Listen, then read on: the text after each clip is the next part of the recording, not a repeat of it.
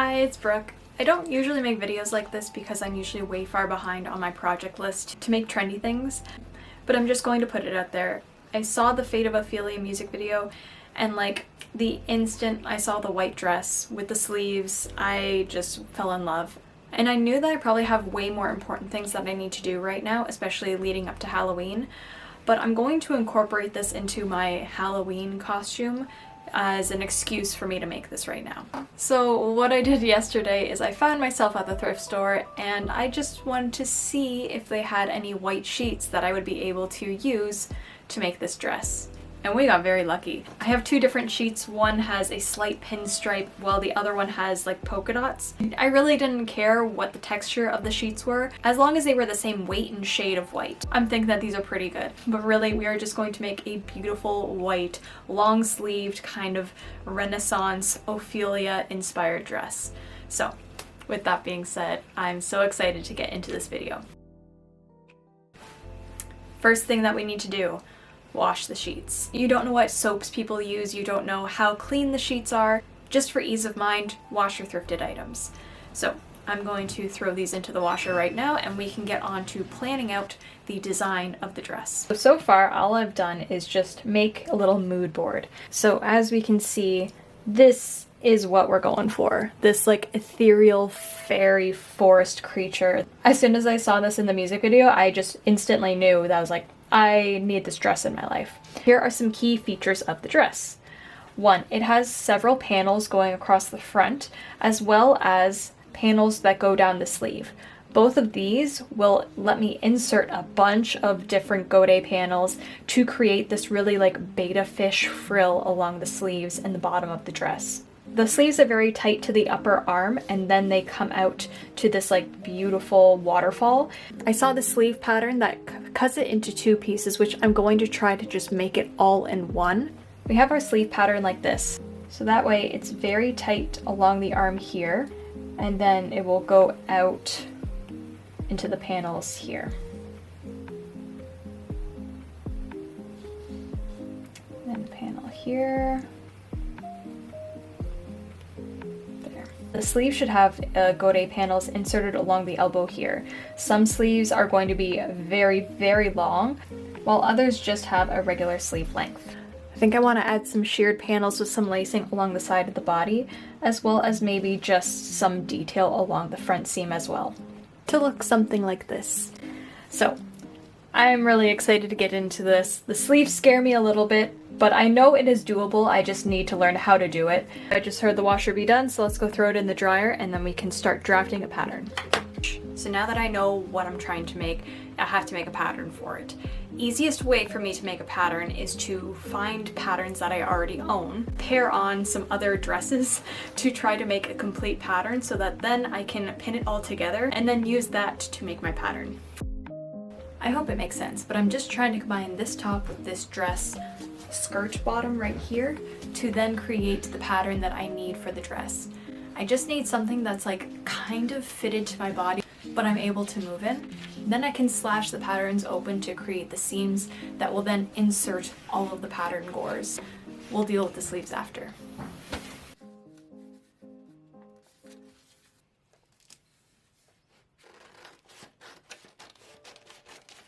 What I'm thinking is I'm going to take these pieces and just roughly cut out pattern pieces to kind of drape onto myself so that we can then pin into the correct places.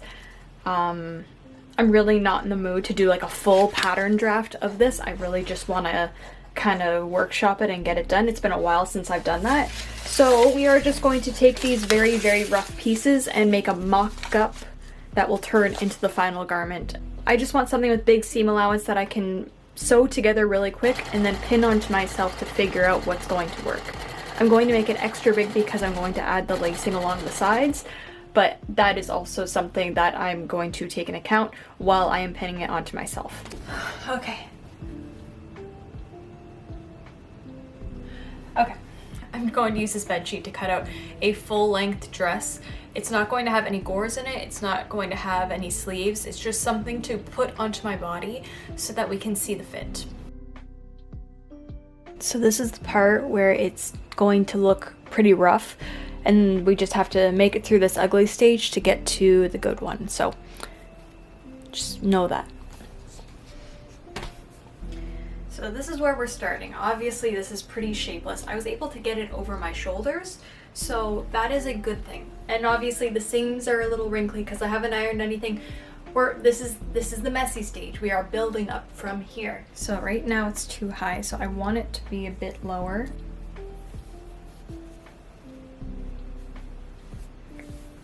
Probably go down to there, reach to the sides. I don't really like the fact that these panels are so pointed down inwards, but what's going to help is I'm going to add gourd panels, and I can probably add them a little bit higher, especially on these front two pieces, just to kind of help with the shape of these darts, because I don't like how they go inward like this. I'm going to trim the neckline, and then we're going to try it on again to make sure that that's what we're wanting. Then I'm going to put it onto my mannequin and we can pin the back. It feels weird to go past this point with so much uncertainty, but I guess we just gotta keep going.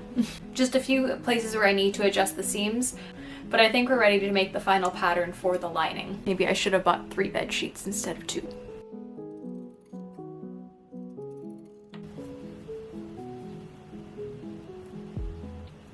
I have this sheet that is supposed to be a bed skirt.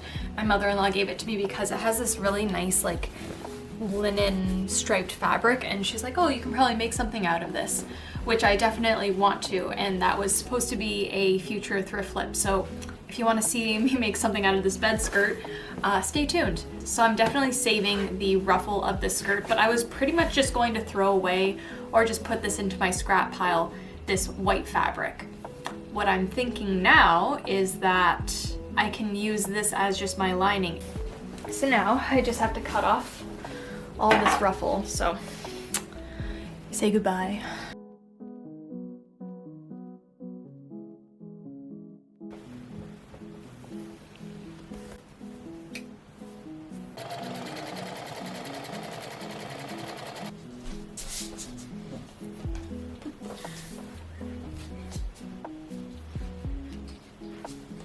Here's the deal. I'm going camping this weekend for our Canadian Thanksgiving, and because I still want to continue working on this project, I'm going to bring this with me.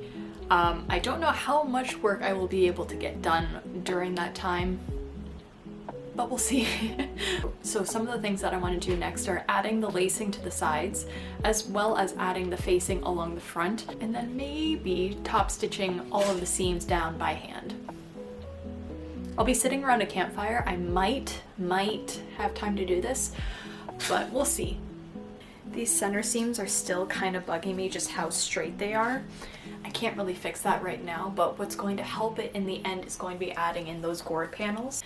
But what I've decided to do is do them a little varied in their height. I have the middle slit, I have the side slit a little bit lower, I have this slit a little bit higher, and then on the back 3 I have the middle one being the highest because I kind of want it to have like a train effect, and then the 2 ones on the sides to be just a little bit lower. I'm going to add the lacing along this side seam and then this back seam. What I think I'm going to do is cut one long strip of fabric and then turn some of the ties into loops that I can then insert into the seams, while the rest of the ties will be used for the actual lacing. So I'm back from camping and we did get a little bit of work done. Unfortunately, we're on a little bit of a deadline right now. Ideally, I want to be able to post the video of making all of this fully finished tomorrow, and I don't think I can do it. I want to add the gourd pieces to the bottom as well as making the entirety of the sleeves.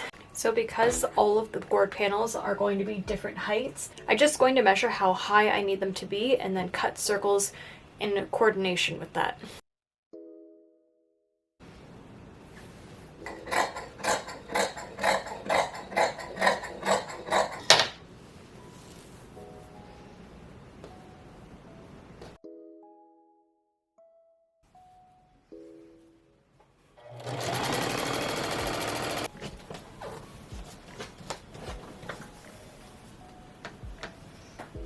I'm a little bit nervous to make the sleeves, mainly just because I'm trying to figure out the pattern of which I'm going to use it. Is that if I take a sleeve pattern and I cut it into the pieces where I want the seams to sit. The piece that's going to go on the center of the arm is not going to be altered at all. It's just going to be regular. The entire top part of the sleeve is going to be fitted, making a seam right at the elbow and making a big oblong circle shape to then attach underneath the elbow and connect to that front piece. I've just roughly cut out a sleeve shape, sewed it all together, and now I'm just pinning it onto the bodice as well as the body because I want it to lay really nicely along the sleeve. And now I'm going to trace out the new outline, cut it out, and make a second sleeve with proper seam allowance.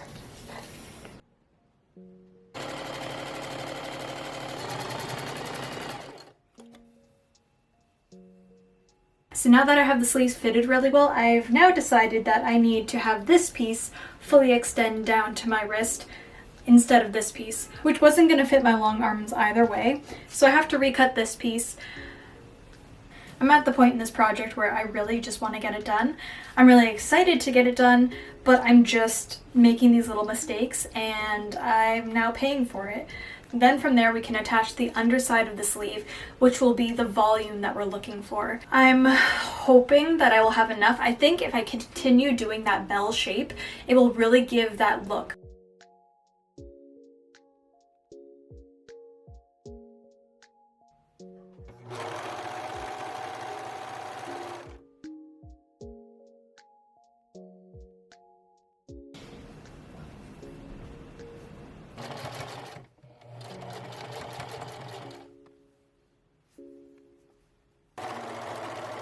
Getting so close to the end, I need to hem the skirt and then also finishing off this neckline.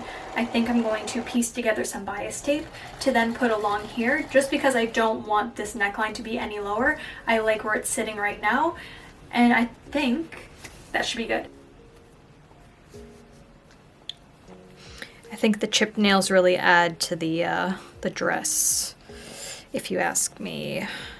It's not me being lazy, it's intentional, you know?